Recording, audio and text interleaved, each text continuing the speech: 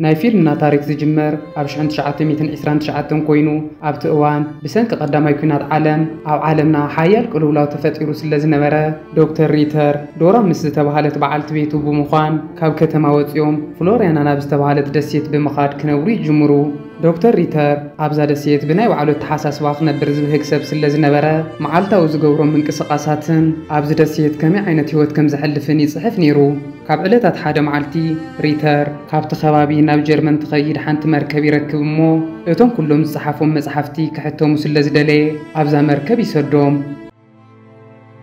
بدحريقو دحر سلسة عامتات نزه مصحف زنبو هينزن مارغاريتن ستوهالو كل التسب حدار هينر مستوهالو ودن بمخوان نابزا دسيتي مصمو هينزن ريتر ناتو مصحف مسنببا إنسباير كوينو نابزي كمز مصعي نقرمو أزوي السمع ريتر دما كان محجي مصحف صحيفو سلا زي فلت بزعبا ينوي مصحفي خات الزارب زلا خايولو مو اتاقد عامتات بمركب زسددا عب جرمن مستحتمت عبز اوان ريتر عب جرمن هو بصحافي مخواني نقرو بدحريقو ريتر نتخباب كريقو يجمر مو عبز خباب صوري ستماي سلازيلا يوت كندينا يفتان مخانون دا نقرة أنا ناوزيز مساقو صموادلي إيه نسخاقه نمنت أخانا بزخباب مسيخا بموالي حتو هينز دما نسون هاوزيز مسا نخزانا قعزي كوناس ودو عباي سعال حميمو وخل حكمنا خركب سلازي كألا ناوزي حزوو كمز مسا يحبرو لمو الزخبابي كاب سباتن كاب بزح أقرقر نزرحاقا سلازخونا ودو نايمدحان عدل كامزلو ينقرو بتحدد ما نايكلتي أمن استزخونا مارغاريت دوران كعللا خلوا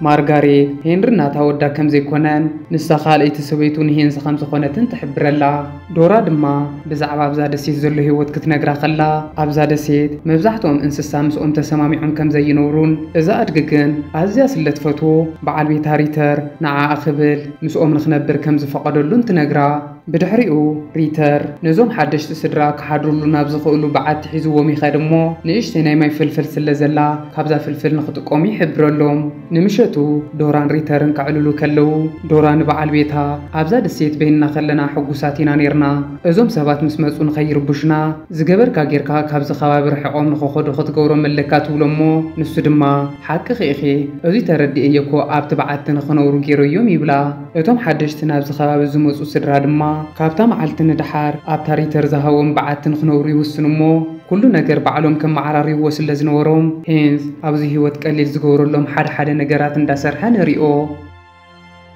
أبز خوابي مشت نخدق قصوت أنتو زربشوم كونا خلوا نسومكن أزي تساويرهم كنوري جمرمو زلهم نايز استمايت أجمن مفتاح قدقار كعيتهم بعنس أيتي ما ينابتو قدقار نداملو نريئي أزوم سدرا كثرن ليتن لهم سعرق خون كلو هنري نابز خواب مسمسة زنورو نايم تنفاس أجم دام حيشي خيدلو كاب علتات حدا معلتي هينز حماق هل من دحالة مسأنيحو باريوري تسقمو بدحريقو مس بعالت بيتو مس مارغاريت كفيلهم كعلولو خلو مارغاريت انست خمس خونتن يخون مبار او كم زي زبالة حكمنا وحاجز كترخول زي تخيل بوتا خوينا كتولد كم زي تخيل تحبرلو عبزوان عبتم جوزا أمطولو كفل الدمتي سومعمو هينز مبرات حيزونا بتخفلك خد كلو زت أمي وخالب كساب حجيزا أكو ومقبتات كم زول علوم يريئي نصب حيتو مارغاريت نامن دكتور ريتر مصيا زاكو ومغبي تمال بشت اخالب مصيوم سلازو العلوم كم حدش مغبي نخاكو ارغاو ناكتولم كلا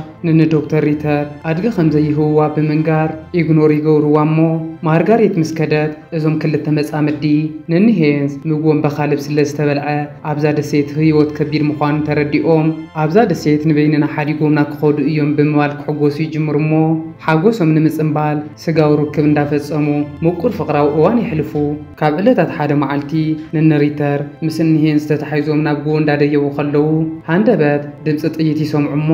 ሪተር ክሻፋ ተጠቂሙ ክርኢ ከሎ ናብዛ ደሴት ሓድሽቲ ሰባት ይመጹ ከም ዘለው ይርኢ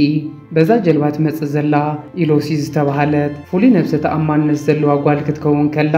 ኢሎሲ ሉዶርፍን ሮበርትን ዝተባሃሉ ክልተ ከም ሰራሕተኛ ኮይኖም ዘገልግልዋ ፍቅረኛታት ስለዝነበሩዋ ክልቲኦም ሓንጊሮም ካብታ ጀልባ ይውርድዋ ካብዞም ክልተ ወዳት ብተወሳኺ ማኑኤል ዝተባሃለ ሰራሕተኛ ውን ምስኣ ዝነበረ ክኸውን ከሎ ካብታ ጀልባ ቁሑቶም ሰውረዱ ኣብዛ ደሴት ክነብሩሉ ዝኽእሉ ምቹው ከባቢ መርጽሞ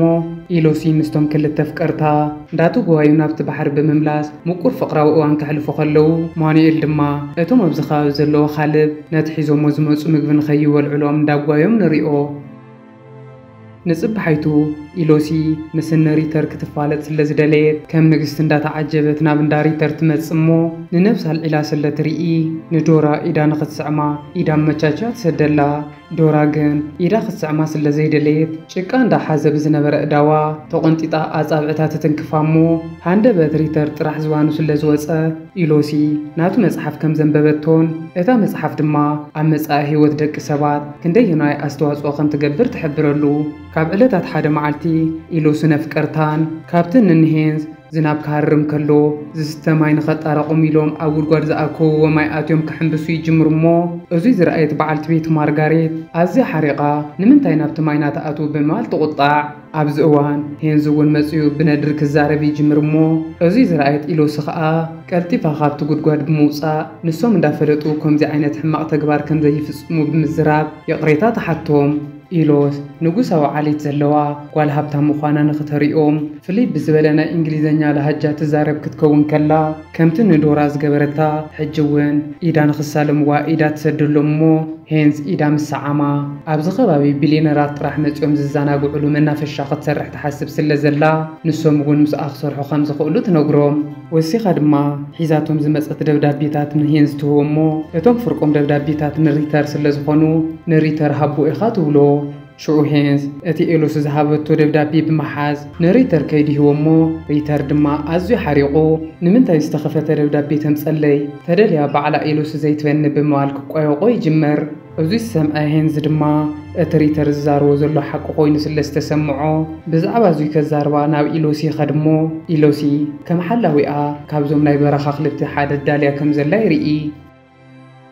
ኢሎሲ ንኹሉ ነገር ብጸባይን ብዝተረጋግዐ መንፈስን ናይ ምፍታሕ ክእለት ስለ ዝነበራ ነቲ ነዲሩ ዝመፀ ሄንዝ ተረጋግዖሞ ብድሕሪኡ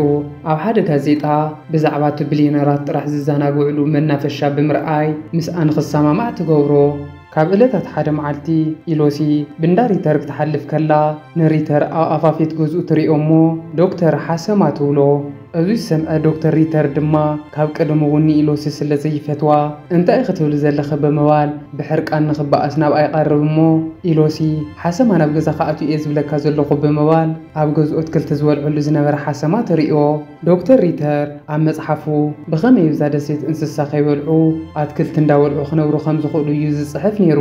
ነዙይ ድማ ኣብ ድሕሪ ገዝኡ ብዙሕ ኣትክልቲ ዘለዎ ክኸውን ከሎ ብዙሕ ግዜ ግን ከምዚአን ዝበላ እንስሳ እንዳመጻ ይርብሽኦ እየን በቲ ሓደ ድማ ሄንዝ ኣብዚ ደሴት እንዳተንቀሳቐሰ ከሎ ሃንደበት ሓንቲ ላሕሚ ይረክብ እሞ ኣዝዩ ተሓጒሱ ነዛ ላሕሚ እንዳኸውከወ ብምምጻእ ምስ በዓልቲ ቤቱ ብምዃን ኣብ ሓደ ቦታ ዳዓፀውዋ ንሪኦም እዞም ስድራ ካብዛ ላሕሚ ጸባ ክረኽቡ ስለ ዝኽእሉ ኣብዚ ከባቢ ልዕሊኦም ሃብታም ከም ዘየለን ፍሉይ ነገር ከም ዝረኸቡን እዮም ዝኣምኑ بدحرق وناي فيلم ناتر إزت وسنو معلتات نقدمي توسيداتنا حاجاي مسكونة اتب كرمتي هين زرقات كلتي كأنب بسلز جمرة مارغاريت تشكي ماما انداستي تونريا أبز أوان إلو سمسف كرتا أو قهتا زعينا نابتنسوم زلو كبابت مزمو أبز دسيت اتمزاناق أخصاب السراح أبز خوابي كتنبر كم تدلت نقروم إلوس كمزي تولوم زلا نابز خوابي نمنتاي مزيخيلوم نغي حتى وأيامبر مكبس اللز ودقت كاو أمدا سرقت نغتفلع سلز حسابات يو مارغاريت دما إلوسن سرحتنياتاتن بربشات سلت فلتوم آنت انستئيه إذا زولد قول عدما عرفت سلز دلي نابز خوابي كتمزي تخيلن تبلامو إذا قرح إلوس كا نسخت انستتخين كوكو أول نغزخون زكانا خنك سبيت ليك إيو أنا وقرويت كنت هالئين عقوون صبقوي بموال زقبرت غيرات أمنا إلوسي كمزي لاز قبرت كيرا ولا كوانا بزخوا بتمسا نمشيتو كن نسانف كارتان بمخان داس حقون دادن نسون إن مارغاريت دار بشوه من عزاب بتحدد ما ريتر نقوة السيوات كل تخري أخلو ملو ليتو حاسماتات اندابلعو حديران زرقتو كم زبادة ميريئي شعور ريتر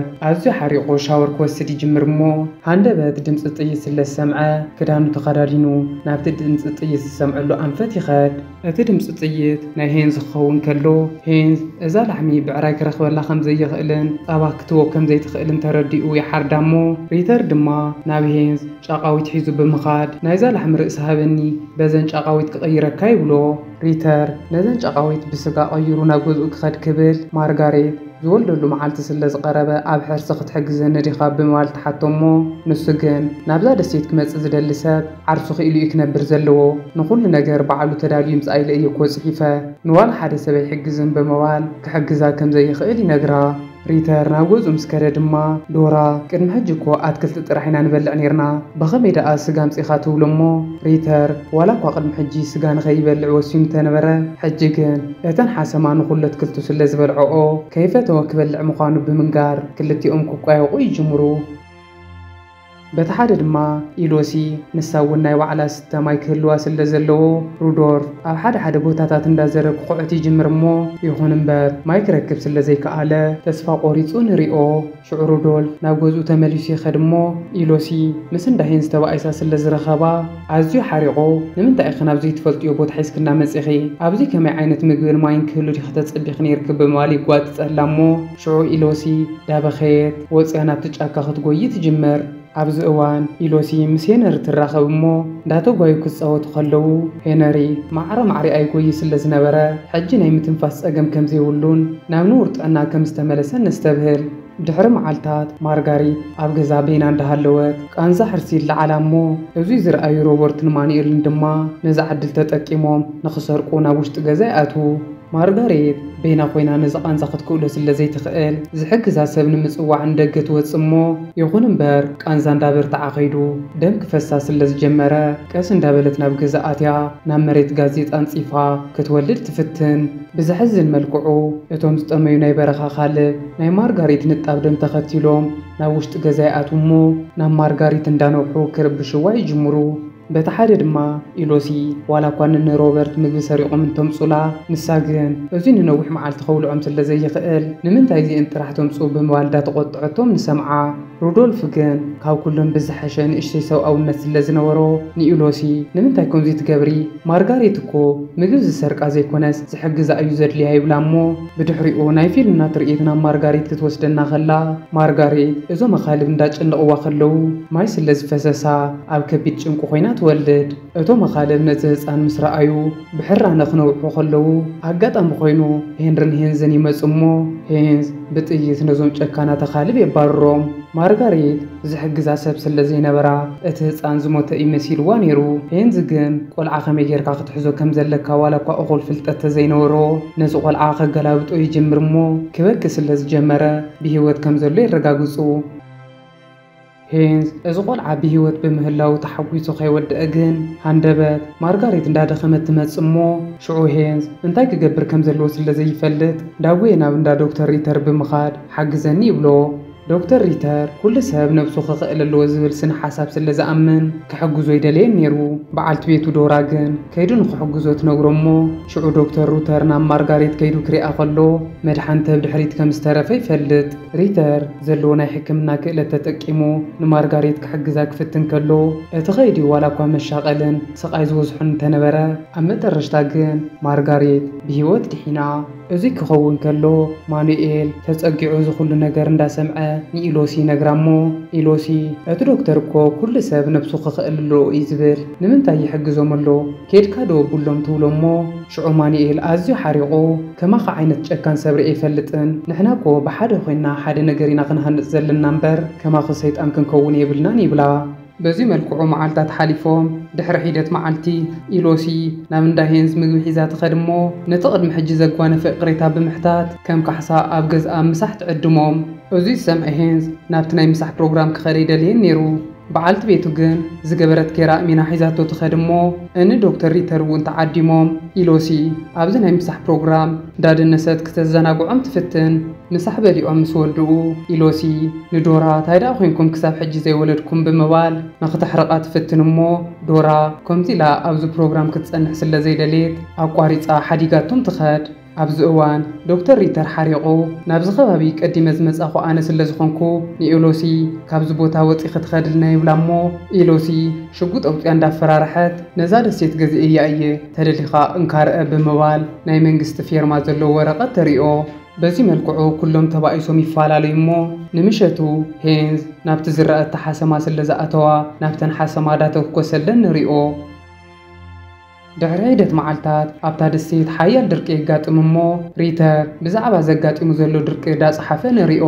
በቲ ሓደ ድማ ሩዶልፍ ንመዓልታት ምግቢ ስለ ዘይበልዐ ኣዝዩ ጠሚዎ ናብ እንዳ ሄንዚ ይኸድ እሞ ምግቢ ንኽህብዎ ይምሕፀኖም እኒ ሄንዝ ድማ ሩዶልፍ ኣሕዚንዎም ምግቢ ይህብዎ እሞ ሩዶልፍ ብዛዕባ ኤሎሲ ዓብዪ ሚስጥር ክነግሮም ይጅምር ኤሎሲ ካብ መጀመሪኡ ጓል ድኻ ክትከውን ከላ ካብ ኣዘራርባኣን ኣከዳድናኣን ጀሚሩ ኩሉ ነገር ካብ ፊልም ቀዲሕ እያ ትገብሮ ዘላ ቅድሚ ናብዚ ምምፃኣ ኣብ ፈረንሳይ ኣብ ሓደ ናይት ክለብ ደናሲት ኮይና ትሰርሕ ዝነበረት ክትከውን ከላ ስድራኣ ክትሕግዞም ስለ ዘይከኣለት ኣባሪሮማ እዮም ይብሎም ብድሕሪኡ ሩዶልፍ ናብ እኒ ኤሎሲ ይኸድ እሞ ኤሎሲ ትሰትዮ ሽጋራ ሲኢና እንዳንፀርፀረት ከላ ሃንደበት ካብ ናይ ሩዶልፍ ክዳን ምግቢ ስለ ዝጨነዋ ንዓይ ጠሊምካ ንሓቀይ ብምባል ብፅፊዒት ተሃርሞ እሞ እቲ ቅድሚ ሕጂ ዝፈርሓ ዝነበረ ሩዶልፍ ንሳ ከይተፀበየቶ ብሕርቃን ንሱ እውን ገፃ ይሃርማ ድሕሪ ዒደት መዓልታት ሓንቲ መርከብ ናብዚ ደሴት ትመጽእ እሞ ኣለን ዝተባሃለ ናይ ፊልም ደራሲ ናይ ካሜራ ሰራሕተኛታት ሒዙ ናብዛ ደሴት እንዳኣተወ ንሪኦ ኣለን ምግብን ሓደ ነገራትን ሒዙ ዝመፀ ክኸውን ከሎ ንምሸቱ ናይ ሙዚቃ ድግስ የዳሉ እሞ ኣብዚ ዝሰምዐት ማርጋሬት ሕሉፍ ሂወታ ስለ ዘዘከራ ስምዒታዊት ኮይና ክትበኪ ትጅምር እሞ እታ ኩሉ ግዜ ኣነ እየ ዝበልፅ ትብል ኤሎሲ ድማ ንሳ እውን ስምዒታዊት ከም ዝኾነት ንምምሳል ናብ ዒንታ ማይ እንዳገበረት ንሪኣ በቲ ሓደ ድማ ዶክተር ሪተር ተሓቢኡ ኣለን ሒዝዎ ዝመፀ ምግብታት ክሰርቕ ይጅምር እሞ እዚ ዝረኣየት በዓልቲ ቤቱ ዶራ ንስኻ እኮ ሰብ ባዕሉ ሰሪሑ ክበልዕ ኣለዎ ኢልካ ተኣምን ኣዝኻ ጠንካራ ፍሉይ ተሓሳስባ ዘለካ ሰብ ኢኻ ነርካ ንምንታይ ትሰርቕ ብምባል ክትቋየቆ ከላ ንሱ ግን ካብዚ ከቢድ ድርቂ ክወፅእ ተኮይኑ ናይ ግድን ከምዚ ክገብር ስለ ዘለዎ ኣይሰምዐክን ይብላ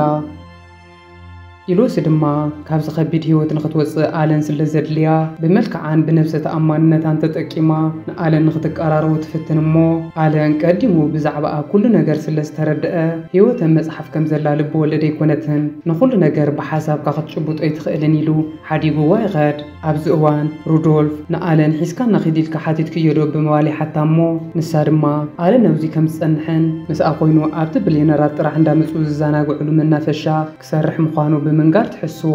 ንፅባሓይቱ ንግሆ ኤሎሲ ኣለን ካብዛ ደሴት ከም ዝኸደት ትርኢ እሞ ተስፋ ቆሪፃ ኣዝያ ሓዚና ንሪኣ ሪተር ድማ እቲ ትማሊ ዝሰረቆ ምግብታት ክሪኦ ከሎ ኩሉ ከም ዝተሰረቀ ይርኢ እሞ ኣዝዩ ሓሪቑ ምስ ሄንዚ ኮይኖም ናብ እኒ ኤሎሲ ብምኻድ ከፈራርሕዎም ይጅምሩ ኣብዚ እዋን ሮበርት እውን ሽጉጥ የውፅእ እሞ ማርጋሬትን ሄንርን ዝገበሩ ገይሮም ኣብ ማእኸል ኣትዮም የገላግልዎም ብድሕሪኡ ዶክተር ሪተር ናብ ገዝኡ ምስ ተመልሰ ካብ ምሕርሕርቃን ነታ ታይፕራይተር ብጥይት ይሃርማ እሞ ቀፂሉ ድማ ሃሊኑ ክበልዕ ስለ ዝደሊ እቲ ዝተረፎም ምግቢ ነተን ጨቋዊት እንዳሃበ ንሪኦ በቲ ሓደ ድማ ሄንዝ ኣብ ገዝኡ እንዳሃለወ ናብ ሕርሽኡ ሓሽተ ማኣቴን ጣሕሸምሸም እንዳበላ ይሰምዕ እሞ ከምቲ ኩሉ ግዜ ዝገብሮ ጥቂት ክትኩሰለን ይጅምር ብዝሕዝን መልክዑ ኤሎሲ ንሄንዝን ሪተርን ክተባእሶም ስለ ዝደለየት ነቲ ናይ እንዳ ሪተር ኣድጊ ናብ እንዳ ሄንዝ እኽሊ ዘእትወቶ ክትከውን ከላ ሄንዝ ድማ ሓሰማ መሲልዎ ይቆትሎ እሞ ንፅባሓይቱ ከምቲ ኤሎሲ ዝገመተቶ ሪተርን ሄንዝን ይበኣሱ ካብዚ ብተወሳኺ ናይ እንዳ ሪተር ጨቃዊት ታይ ከም ዝበልዓ ኩለን ሓሚመን እየን ሓዲረን ሮበርት ድማ ተሓቢኡ ሄንዝን ሪተር እንዳተዋእሱ ይሰምዕ እሞ ዳግወይ ናብ ኤሎሲ ብምኻድ ትልሚ ክትዓዊተሎ እዞም ክልተ ርጉማት ሰባት ተዋኢሶም ኣለዉ ብምባል ዳነገራ ንሰምዖ ብድሕሪኡ ሪተርን ሄንዝን ኣብቲ ጫካ እንዳኸዱ ከለዉ ንሩዶልፍ እንዳበኸየ ይረኽብዎ እሞ ሩዶልፍ እታ ጨካን ኤሎሲ ኣታሊላ ነታ ኣድጊ ናብ እንዳ ሄንዝ ንሱ ከም ዘእትዎ ብምሕባር የቕሬታ ይሓቶም ኣብዚ እዋን ሪተርን ሄንዝን ንኤሎሲ ንምቕታል ትልሚ የዳልው እሞ ብዛዕባ እዙይ ኣንስቶም ንኸይፈልጣ ክልቲኦም ነንስቶም ዕንፀይቲ ንኸኣርያ ናብቲ ጫካ ምስ ሰደድወን ንሶም ድማ ምስ ሩዶልፍ ብምዃን ሰለስቲኦም ናብ እንዳ ኤሎሲ እንዳኸዱ ንሪኦም ኣብዚ እዋን ሮበርት ኣብ ገዛ ስለ ዝነበረ ሮበርትን ሩዶልፍን ይገጥሙ እሞ ሮበርት ንሩዶልፍ ቆትሎ ክብል ሄንዝ ንሮበርት ብኻራ ወጊኡ ቆትሎ እዚ ዝረኣየት ኤሎሲ ድማ እዞም ሰባት ንዓኣ እውን ከም ዝቐትልዋ ተረዲእዋ ንኽተታልሎም ዳጉየት ናብ ሄንዝ ኸይዳ ትሕቆፍ እሞ ሮበርት ንዓኣ እንዳታለላ ኣብ ልዕሊኦም ሕማቕ ነገር ተሓስብ ከም ዝነበረት ብምንጋር ንኽተታልሎም ትፍትን ሪተር ግን ኩሉ ናይ ኤሎሲ ሽርሒ ስለ ዝርድኦ ተወኪሱ ይቐትላ እሞ እኒ ማርጋሬት ኣብቲ ጫካ ኮይነን ድምፂ ጥይት ምስ ሰምዓ ዳሰንበዳ ንሪኤን ንነሪተር ድማ ንናይ ኤለስን ናይ ሮበርትን ሬሳ ናብቲ ባሕሪ ድርዩዎ እሞ ብድሕሪኡ ብዛዕባ ዝጉዳይ ንዋላ ሓደ ሰብ ከይዛረቡ ቃል ይኣትዉ ንምሸቱ ሄንዝ በቲ ዝፈጸሞ ነገር ስለ ዝተጠዓሰ ኣብ ደገ ኮይኑ ዝናብ እንዳተሃረመ ንሪኦ ንጽባሕይቱ ሩዶልፍ ብትልሞም መሰረት ነተን እንስቲ ንምትላል ካብ ሮበርትን ኤሎስን ዝተጻሕፈት እያ ብምባል ሓንቲ ደብዳቤ ሒዙ ይመጽእ እሞ ሮበርትን ኤሎስን ካብዚ ከባቢ ርሒቖም ከም ዝኸዱ ይዛረብ ካብ ዕለታት ሓደ መዓልቲ እዘን ክልተ ንስቲ ተታሒዘን ናብቲ ጫካ ይኸዳ እሞ ዶራ እቲ ንሪተር ዝነገርዎ ኣሚና ንኒኤሎሲ ካብዛ ደሴት ርሒቖም እዮም ከይዶም ዝኾኑ ኢላ ክትዛረብ ከላ ማርጋሬት ግን ሪተርን ኤሎስን ኩሉ ግዜ ይበኣሱ ስለ ዝነበሩ ሪተር እዩ ቀቲልዋ ዝኸውን ትብላ ቀፂለን ድማ ብዛዕባ እተን ዝሓመማ ደርሁ እንዳ ሪተር ክዕልላ ከለዋ ማርጋሬት ናይኩም ደርሆ ስለ ዝሓመማ ደርሆ ክትሰርሐ ተደሊኺ ካብ ናይና መፂኹ ውሰዲ ክዳበለታ ንሰምዓ በቲ ሓደ ድማ ሓንቲ ጀልባ ናብዚ ደሴት ትመጽእ እሞ ሩዶልፍ ዳጉየ ናብዛ ጀልባ ብምኻድ ነዚ ፓይለት ተማሕፂኑ ምስኡ ክኸድ ይጅምር እተን እንስቲ ናብ ገዝአን ምስ ተመልሳ ድማ ዶራ ጸባይ በዓል ቤታ ተቐይሩ ሰብ ምቕታል ብምጅማሩ ኣዝያ ሓሪቓ ካብተን ዝሓመማ ደርሁ ትሰርሐሉ እሞ ሪተር እዚ ምግቢ ምስ በልዐ ድሕሪ ሰዓታት ሓሚሙ ኣብ ከቢድ ኩነታት ኮይኑ ወዲቑ ንሪኦ ኣብዚ እዋን ንንሄንዝ ክሪእዎ ይመጹ እሞ ማርጋሬት ኩሉ ኩነታቱ ሪኣ ሪተር ስሚ ዘለዎ ምግቢ ከም ዝበልዐ ትርዳእ ድሕሪ መዓልታት ፖላዊስ ኤሎሲ ኣብዛ ደሴት ከም ዝሞተት ሰሚዖም ናብዛ ደሴት ይመጹ እሞ ናይ ሪተር ወረቓቕቲ ክግንጽሉ ከለዉ ሪተር ዝጸሓፎ ንኤሎሲ ሄንዝ እዩ ቀቲልዋ ዝበለ ወረቐት ይረኽቡ ኣብዚ እዋን ዶራ ንኤሎሲ ዝቐተላ ሄንዝ ዘይኮነስ ሪተር ከም ዝኾነ ትዛረብ እሞ ማርጋሬት እውን ስለ ዝሓገዘታ እዞም ፖላዊስ ካሊእ መረዳእታ ሲኢኖም ንዓና ኣሚኖም ክምለሱ ክብሉ ማርጋሬት ሪተር ዝሞተ ስሚ ዘለዎ ምግቢ በሊዕ እዩ ኣብታ መዓልቲ ድማ ኣብዚ ገዛ ዓጽሚ ደርሆ ርኢ ነይረ እተን ደርሆ ከም ዝሓመማ እንዳፈለጠት ዶራ በዓል ኣያ ሂዋቶ ትብሎም እሞ እዞም ፖላዊስ ኣገዲዶም ብሓይሊ ንዶራ ናብ ከተማ ንኽወስድዋ ናብ ጀልቦኦም የስቅልዋ ኣብ መጨረሽታ ድማ እዞም ፖላዊስ ንንሄንዝ ንስኹም ከ ናብ ከተማ ክትከዱ ትደልዩ ዲኹም ብምባል ይሓትዎ እሞ ማርጋሬት ኣብዚ ብዘለዋ ሰላማዊ ህይወት ሕጉስቲ ምዃና ብምንጋር ኣብዚ ንኽተርፉ ይውስኑ